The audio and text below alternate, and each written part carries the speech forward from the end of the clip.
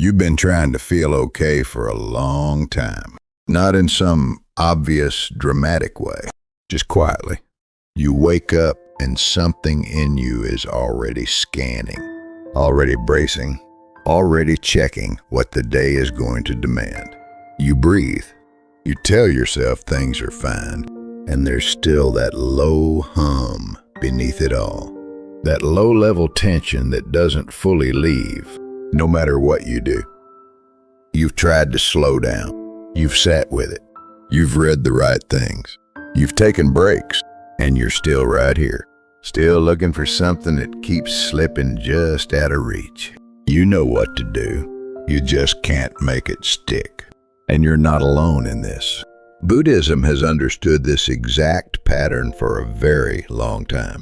And what it says about inner peace might completely change how you see your own mind. That's what we're going to look at today. Because the Buddha once said, "Peace comes from within. Do not seek it without." And most of us are doing exactly the opposite. We look for peace in a better day, in a quieter morning, in a moment when the problem is finally resolved. And sometimes that moment comes, and the peace still doesn't stay. Because this isn't a finding problem. It's an uncovering problem. And once you understand that, the whole approach changes. Here's something that might feel strange at first. Inner peace isn't something you build. It isn't something you earn through enough effort or the right set of habits. According to Buddhist teaching, peace is the natural condition of the mind, not something added to it, something already in it, hidden beneath the motion, but always present. Think about a glass of water. When you stir it, the sediment rises. The water clouds over. You can't see through it. It looks murky and unsettled, but the stillness was never gone. The clarity didn't disappear. It was temporarily covered by the disturbance. Your mind is the same way. The peace isn't somewhere you haven't arrived at yet. It isn't waiting at the end of enough meditation sessions. It isn't something you unlock after solving your biggest problems. It's already underneath the noise, underneath the constant movement of thoughts, judgments, plans, and worries that fill the average day from morning to night. And that distinction matters more than it sounds. Because if peace is something you have to find, it becomes a destination. And destinations are always ahead of you. Every moment of discomfort becomes evidence that you haven't arrived yet. Every bad day pushes the goal further back. Every week that doesn't go smoothly feels like proof that you're still not where you need to be. You spend your life walking towards something that keeps moving. But if peace is something already in you, your job changes completely. You stop trying to reach somewhere. You start working with what's already present. You stop adding. You start clearing. That's a fundamentally different approach to your own mind. And it changes what a difficult week means. A difficult week isn't proof that peace is out of reach. It's a week when the water was stirred more than usual. The clarity is still there, beneath the motion, waiting for the disturbance to settle. Think about the mornings when something felt quiet, where you weren't reaching for anything, where you were present in a simple, ordinary moment. Maybe making coffee, maybe standing in the early light before the day got loud. Maybe sitting for a few seconds between one thing and the next, noticing that you didn't feel like you needed anything to be different. In that moment, you weren't doing anything special. You were temporarily less covered. That wasn't an accident. That wasn't luck. That's what the mind looks like when the stirring slows down. Peace isn't created in those moments. It surfaces. And the difference between those two things is everything. Because if peace surfaces, it means it was already there, which means it's always available, even on the hard days. Not absent, just harder to reach through the noise. This realization alone changes the quality of a difficult moment. Instead of thinking something has gone wrong, you start to see that the water is stirred right now. And stirred water still clears. It always does. You don't have to create the clearing. You have to stop adding to the disturbance. Here's something most people never stop long enough to notice. The act of looking for peace is one of the things preventing it. Buddhism has a word for what the mind does when it's constantly reaching. The Pali word is papancha. It's often translated as mental proliferation, the mind's tendency to keep adding on, to keep commenting on what's happening, to keep comparing where you are with where you think you should be, to reach for the next thing before fully landing in the current one. When you're searching for peace, your mind is active, busy, producing the very motion you're trying to quiet. You're trying to think your way into stillness. And that can't work, because stillness isn't a thought. It's not a conclusion you arrive at after enough mental effort. It's what's left when you stop layering thoughts on top of thoughts. You've probably experienced this. You sit down to finally relax, and immediately your mind starts monitoring the relaxation. Is this working? Am I doing this right? I should probably be more productive right now. You're looking for rest, and the looking itself becomes the noise. The very act of searching keeps you from arriving. The Buddha described the untrained mind as a monkey jumping between branches, never fully landing, always reaching for the next thing, not because the monkey is broken, but because it hasn't been given the conditions to settle. This is a useful way to think about what's happening in your own mind. You're not broken. You're not failing at peace. You're a mind that has been trained to stay in motion. And motion, when it becomes a habit, starts to feel like the normal state. Rest starts to feel uncomfortable. Stillness starts to feel unsafe. And so even when you want peace, the habit of reaching pulls you back into movement. Most of us were never taught to stop searching. We were taught to keep moving, to keep improving, to keep solving. Stillness felt like giving up. Pausing felt like falling behind. So we kept reaching. And the reaching became so automatic we stopped noticing it was happening. It's a strange thing to realize that the mind looking for rest and the mind producing restlessness are often the same mind, running the same motion, pointed in a slightly different direction. And now the habit is so deep that even when we try to rest, we're busy trying to rest. Even when we try to feel peaceful, we're anxiously checking whether it's working. But something is shifting in how you understand this. The problem wasn't that peace was hidden from you. The problem was that you were looking for it in the one place it can't be found. In more thinking, in more effort, in the next moment, just ahead of this one. So if peace is already in you and searching keeps it covered, what exactly is doing the covering? Buddhism points to three patterns, not as personal failures, not as evidence that something is wrong with you, as patterns that the human mind tends to run almost automatically, without much awareness that they're even happening. The first is craving, the part of the mind that keeps reaching forward, that needs the next thing to feel okay. The resolved situation, the better mood, the moment when everything finally settles. Craving doesn't mean you're greedy or shallow. It means the mind has learned to always be preparing for what's ahead. And that constant forward lean keeps you from landing where you are. You're always on your way somewhere, never quite here. The second pattern is aversion, the part of the mind that pushes away, that tenses against discomfort, that replays what went wrong, that holds a background resistance against whatever is uncomfortable right now. Aversion doesn't mean you're bitter or stuck. It means something in the present moment is being treated as a problem to escape. And holding that resistance takes energy. Quiet, constant energy. The kind you don't notice spending until you're already exhausted by noon and you're not even sure why.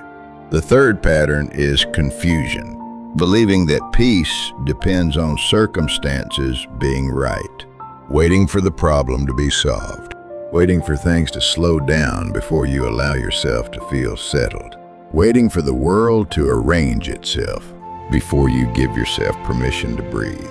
And here's the thing about all three of these.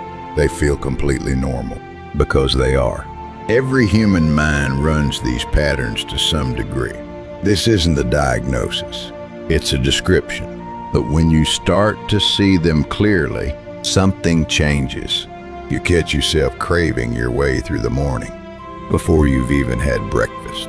You notice when aversion has been running in the background, making the whole day feel like resistance. You spot the confusion? The quiet, waiting for permission to feel okay. Noticing isn't fixing, but noticing is how the uncovering begins. You can't clear what you can't see, and once you see it, it has a little less power over you. That slight loosening is where everything starts. There's something important to understand before going any further. Uncovering peace doesn't mean suppressing what you feel. This is where a lot of people misread Buddhist practice. They imagine that peace means feeling nothing, being unmoved, staying calm by pushing down what's happening inside. A kind of smooth surface, untouched, no matter what comes. That isn't peace. That's numbing. And numbing always collapses eventually, because anything suppressed doesn't disappear. It compresses, and compressed things find their way out, sometimes louder than they went in.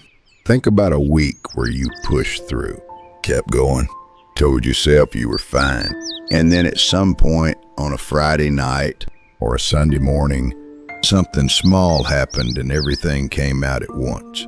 That's not a weakness. That's what suppression does. It delays the noise. It doesn't resolve it. The Buddha said, "You yourself must strive. The Buddhas only point the way."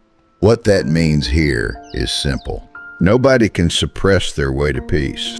No technique, no routine, no amount of willpower can hold it together indefinitely.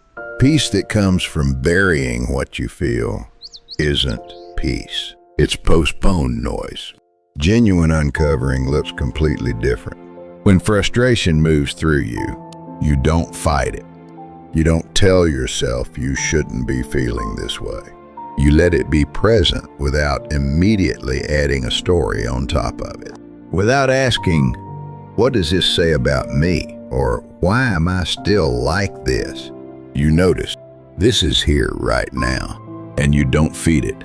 Buddhism pairs this noticing with something else. Compassion, not toward others, in this case.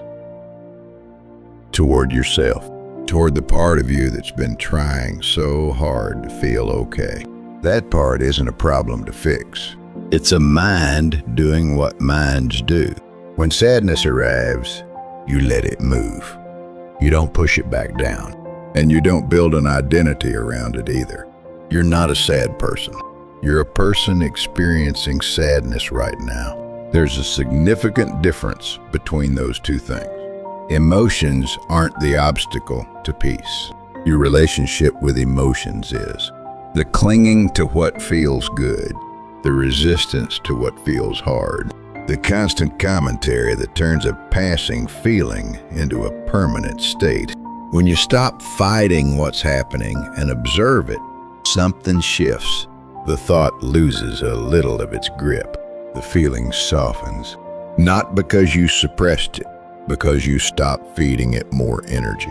That's the difference between suppressing and clearing. Suppressing adds pressure to what's already there. Clearing creates space for it to move through. One keeps the water stirred. The other allows it to settle. So if searching doesn't work and suppressing doesn't work, what actually does? Buddhist teaching keeps returning to the same answer: presence, not as an idea to think about, as something you actually practice in ordinary moments, on ordinary days, without needing anything special to happen first. This is what mindfulness actually means in practice. Not a special state, not a formal session on a cushion. The repeated act of coming back to where you actually are. Here's what presence looks like in real life. You're making coffee in the morning. Your mind is somewhere else entirely. It's reviewing yesterday's conversation. It's planning the conversation that hasn't happened yet. It's sorting through a list of things you still need to handle. Your hands are in the kitchen, but you're not really there. You're carrying everything else in with you. Presence means coming back, not reaching a blank mind, not achieving some extraordinary state of stillness, noticing you've drifted and returning.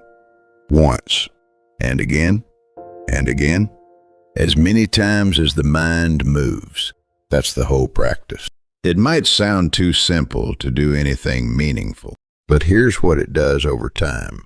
Each time you return to the present moment, you're removing one layer of mental noise. You're not creating peace.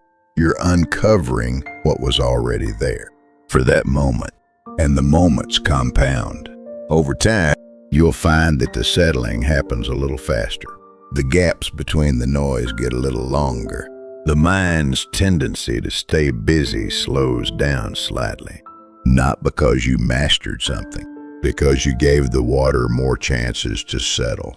Here's something else worth understanding. Presence doesn't require a special setting or a formal practice. You don't need a meditation cushion. You don't need a scheduled hour of silence. Every moment is a chance to return. The moment you're washing the dishes and you actually feel the warm water.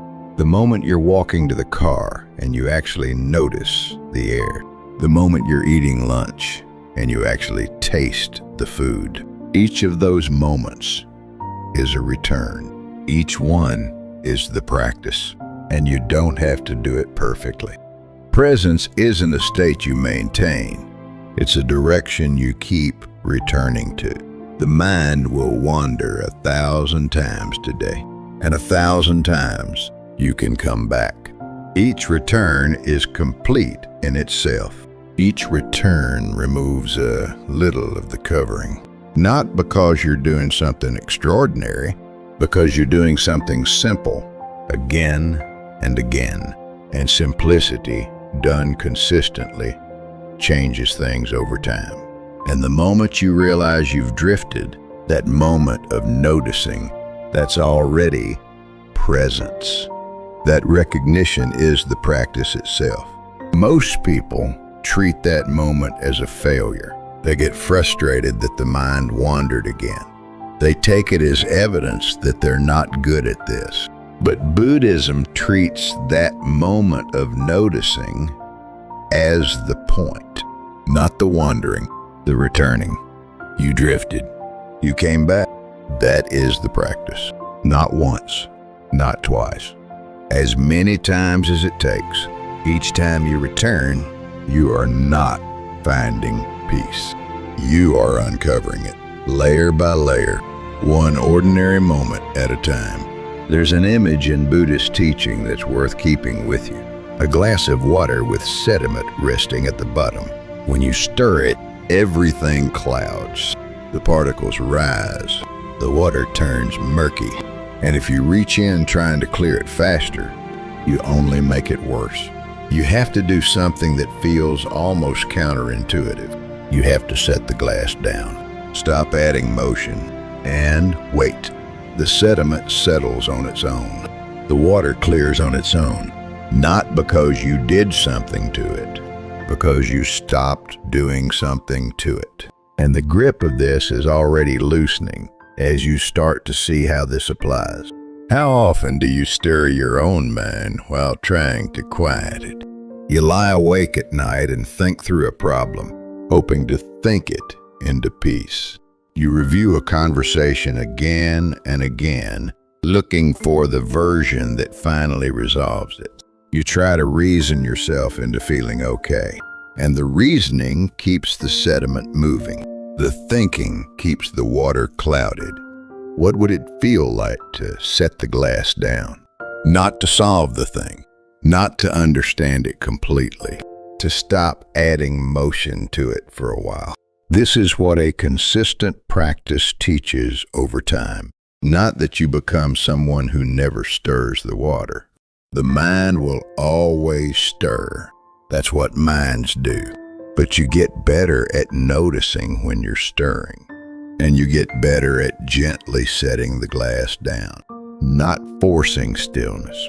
Not demanding peace on a schedule. Reducing the disturbance and trusting that the clarity will return. Here's what changes when you actually try this. A difficult thought comes. Instead of immediately engaging with it, arguing with it, or running from it, you notice it's there. You feel the pull of it, and you set the glass down. The thought doesn't disappear, but it starts to settle because you stopped giving it more energy to keep moving. That's what uncovering looks like from the inside. Not dramatic, not sudden. A glass of water, set down, slowly clearing. One last thing, you're not trying to reach a permanent destination where everything is always clear and quiet. That's not what this is. And Buddhist wisdom never promised that. Life will keep happening. Difficult things will come. The water will get stirred. There will be stretches where the noise is loud and the settling feels far off. That's not failure. That's what it is to be alive with a human mind in the middle of an ordinary life. What Buddhist practice offers is something more honest and more useful than a final destination. It offers a steadier relationship with your own mind over time, not because the mind stops producing noise, but because you stop being entirely carried away by it. And that distinction matters. You don't become someone without a reactive mind. You become someone who is less identified with every reaction. The frustration still comes, but it stops feeling like an emergency. The worry still arrives, but it stops feeling like the final word on everything. There's a small but significant gap between the feeling and your response to it. And in that gap, something like peace lives. You catch the craving before it's already carried you into the next hour. You notice the aversion before it's cost you the whole morning. You see the confusion more clearly and less often mistake it for truth. And you start to become a little less surprised by your own mind, less thrown off when a hard feeling arrives, less convinced that a rough hour means something is permanently wrong. You've been here before. You know the water stirs, and you know it settles. And slowly, not all at once, the peace that was always there becomes easier to return to. Not a place you finally reach, more like something you learn to uncover more quickly, a skill that gets a little more natural with each use. Some days the water settles fast, some days it takes longer, but now you know what you're working with. You know the clarity is already there, and that changes how a hard day feels. Not easy, but different, workable. So here's what all of this comes down to. Inner peace isn't something waiting at the end of a long search. It's already in you. It always has been.